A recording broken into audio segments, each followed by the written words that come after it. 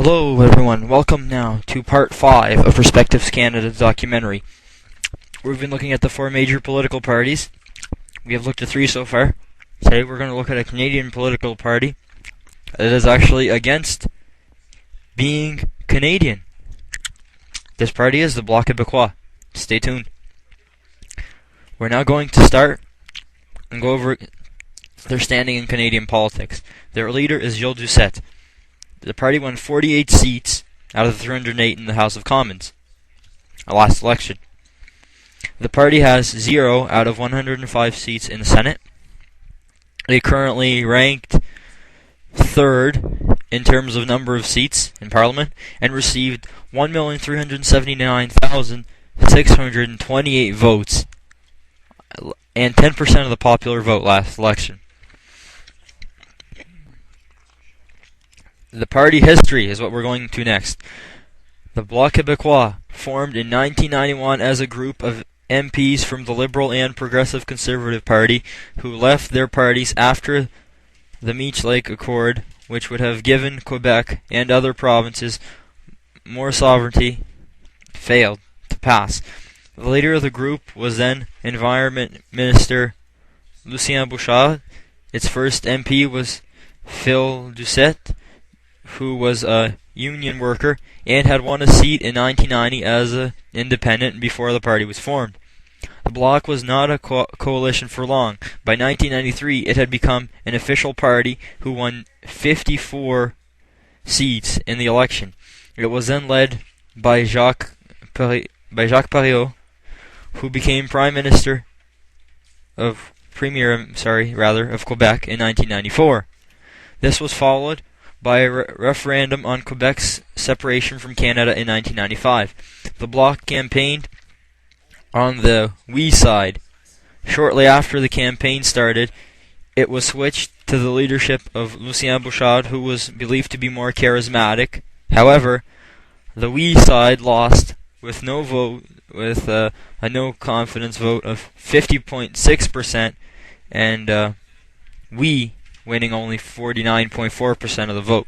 So Bouchard resigned from the party the next day. So therefore Quebec did not separate from Canada at that point in time.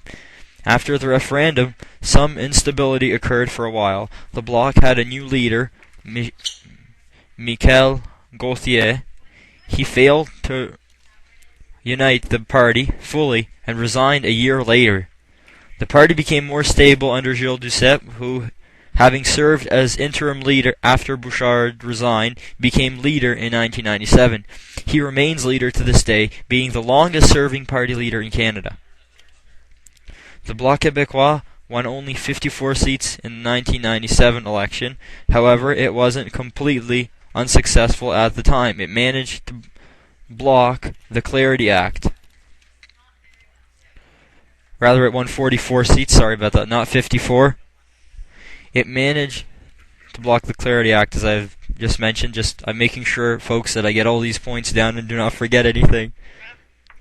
Proposed by a Liberal government under a citizen of Quebec himself, this act was designed to declare that Quebec could not choose to separate unilaterally. And this Quebec citizen was Pierre Trudeau,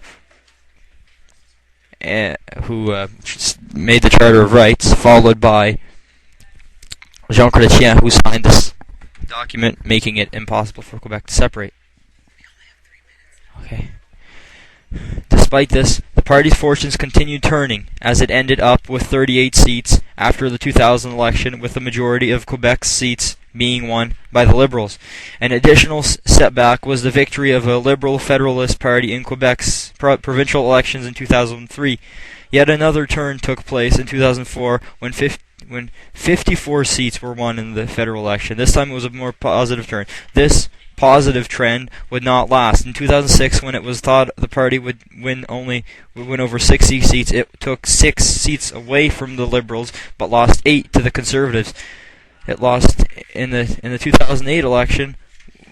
The Bloc went down further with 49 seats won, and the percentage continuing to decline, reaching only 38.1% of the vote in Quebec.